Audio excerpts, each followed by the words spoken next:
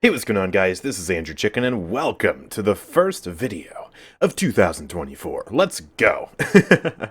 So, I want to do sort of a channel update, state of the channel address sort of thing. Don't worry, the channel's not going anywhere, but I do have a few things I want to ask you guys about, so prepare your comments and get ready to release them when the video is over, because, well, there are some things I want to talk about in regards to the video formats going forward. So first and foremost, one thing I do want to try and do a lot more of this year is actually get back into proper champion guides. It's been actually a few years now since I released a proper champion guide. The last time I did sort of a series of those was, I think, back in, what, season 4? So yeah, it's been a little bit, and I want to do those again. These will be proper champion guides with builds, tips, everything. Not the sort of, I guess, half guide things where I just play a build and give tips for it during the gameplay, which, you know, is a lot easier to make, but it's also a lot lower quality. So I wanted to do that, and I wanted to ask, what champions do you want to see up first? I'll of course be parsing the comments for that. I'll probably take the top comments in terms of the champions for, you know, the guides that you guys want, and put them into a poll on the community tab just to narrow it down even further to see which one I do first.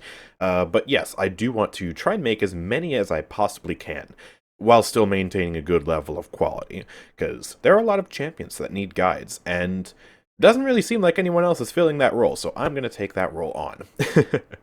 And, yeah, also, I do tend sometimes, like, for example, with the old Drogo's guide, to make them really, really long.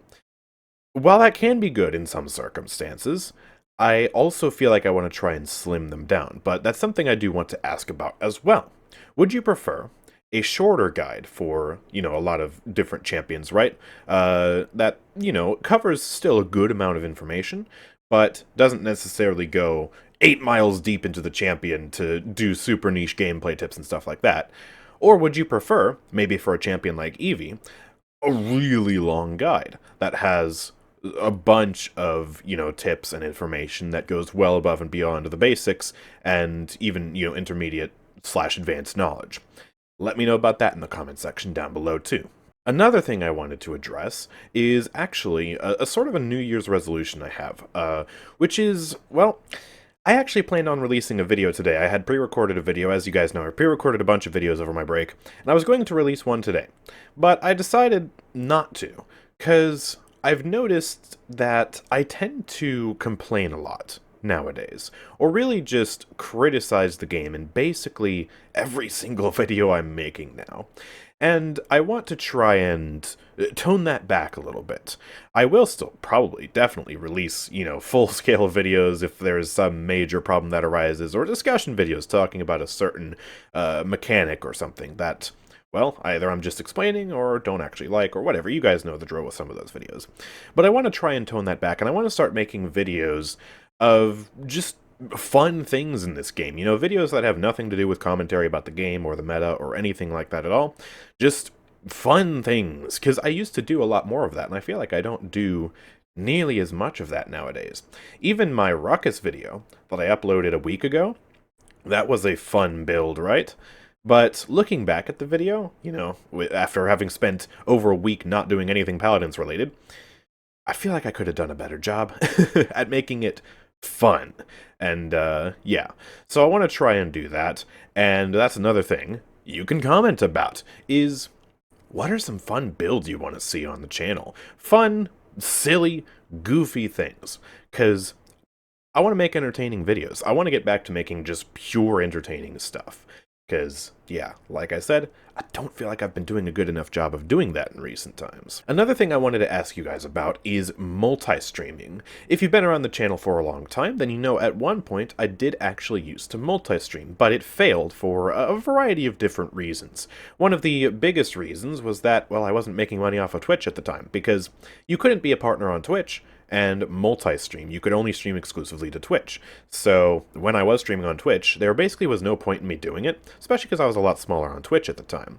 But now, of course, you can multi-stream on Twitch and be a partner. Z1Unknown is a great example of that. He recently just got his partnership application while multi-streaming to YouTube and Kick as well. So Yeah, that can definitely work out now. But also another reason why it failed back at the time was due to, well, quite simply, some limitations on my end in terms of the hardware and in terms of the internet, a whole bunch of different factors that have all since been upgraded massively. So I think it would be feasible for me to do that. But there are a few downsides and a few implications that I want to lay out, because I'm sure some people will immediately just go, yes, this is the best idea ever. But I have been hesitant to do it for a few reasons. First and foremost, I do like all of Twitch's basically community interaction, right? Where you have channel points, which you can use to make me do certain things, like a champion request or a skin change or something like that. And YouTube doesn't have a feature to do that. There is no equivalent feature, and also there's no way, if there was an equivalent feature, to sync those features between the two platforms. So if I were to multi-stream, let's say, a champion request stream on Twitch and YouTube at the same time, people on Twitch would be the only ones who could champion request. And on YouTube, the only way you'd be able to do that is through the pay-to-win version, as I call it, which is to donate $1. So yeah, I feel like that would make things a little bit awkward, and also it would cause a little bit of a disconnect where you have a little bit of separation between the two audiences, those watching on YouTube and those watching on Twitch, which, you know, is awkward to work around sometimes. But I do recognize that there are some distinct benefits to it as well. Obviously, for me, as considering this is my job, I do have to think about money, and it would probably result in me making a little bit more money. But also, if you don't like using Twitch, then you would be able to use YouTube. You would have two options. It would open it up for more people to watch the stream simultaneously, and that's a very good thing. However, if enough people do actually want me to do this, we also have to consider what the heck happens to the VODs channel. Because the VODs would kind of just be stored here on YouTube at that point, under the live streams tab, and I wouldn't really need the VODs channel anymore. But at the same time, I don't think the addition of the stream on YouTube would be nearly as high of a bitrate as what I can upload on the VODs channel. Because when I record the stream natively, I record it in a lot higher bitrate, it looks a lot nicer. And that also leads me into the final point of discussion, which I guess is not something I'm seriously anticipating doing, really, but it's just kind of an idea I've had in the back of my mind, is what if I, maybe, if enough people want me to multi-stream, I start multi-streaming, it's a great thing. What if maybe I repurpose the VODs channel into just sort of the second channel, meaning I upload random things on there, like just complete other games, just guides and gameplay videos and just silly things, challenges, whatever the heck I'm feeling like doing at the moment, just slap it over on the second channel. It gets 100 views, and those 100 viewers are dedicated AndrewChicken fans, and it's just a silly little thing. I don't know. That last idea right there. That's not a super serious idea, but I just wanted to float it, see if anyone thought it might be an interesting idea. Let me know in the comment section down below. Lots of things to comment about in this video for the start of the year. A lot of, well, things I want to improve on and change on, but also things are gonna keep on rolling forward and mostly be the same. I'm gonna keep cooking up videos every day for you. I'm going to keep making videos, guides, streams, all of that wonderful stuff. And hopefully, especially when Season 7 arrives, we'll have a wonderful new year. But yeah, like, 2023 has been a really good year, ultimately, for for Paladins, and it's been pretty good for the channel, too. I mean, it wasn't quite as good as 2022 in terms of the views, funnily enough, considering I think 2023 was a way better year for Paladins in terms of the actual content updates we got. Because if we just look back over 2023 and 2022, I mean, geez, we got a lot of good stuff. Balance points aside, because the balance is always going to be messy, we still ended up getting a lot of talent reworks. We got Payload back, we got Siege Remix, we had the whole anniversary event with a lot of free stuff for everybody. I got free stuff that I didn't have before in that. So that was all really good. We got 2 new champions, which is actually a good thing. This is the fewest amount of champions I think we've ever had released in a year. And I'm so happy for it, because we have too many champions in this game. And 1 out of 2 of the champions was actually a huge hit, in my opinion. I'll leave it to you to guess which champion I'm referring to as the success and which one I'm referring to as the failure. But, yeah, I mean, I'm overall super satisfied with a lot of the updates that we got this year, and compare that to 2022. We had, what was it, 5 new champions? 7, Betty, Lilith, Caspian, Kasumi. I hope I'm not forgetting one. But in my opinion, all of them, except maybe Lilith, were kind of dookie.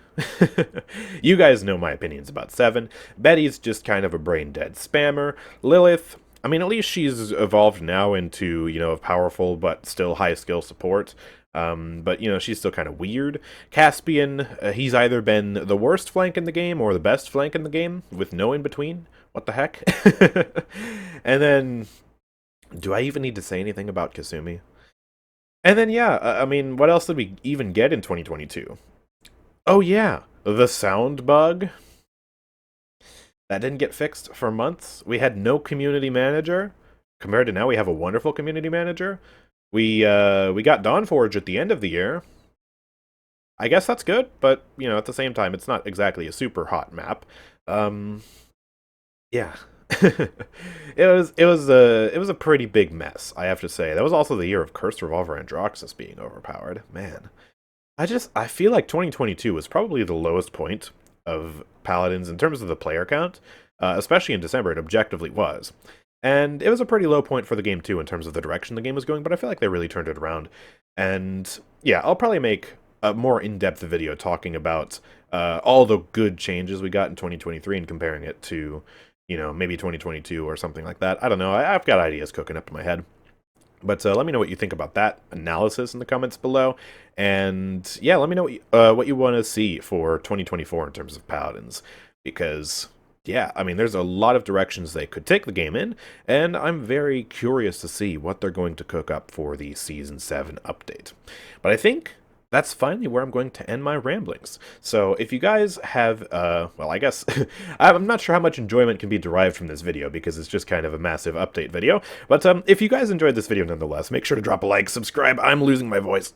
Anyways, make sure to like, subscribe, turn on notifications, and yeah, also check out the Nexus store if you want to buy crystals and support me in the process. It's basically the same price as crystals normally are. Officially affiliated with Paladins, you just go in there, you pay, you get a code, put it in the game, and you get your crystals, and doing that also gives me a portion of the profits, which is very nice because, well, like I said earlier in the video, this is my job. I need support. Otherwise, I can't make videos for you guys. I'm going to have to go, I don't know, go back to school? Yeah. So yeah, thank you guys for watching. I will see you all next time. Peace out.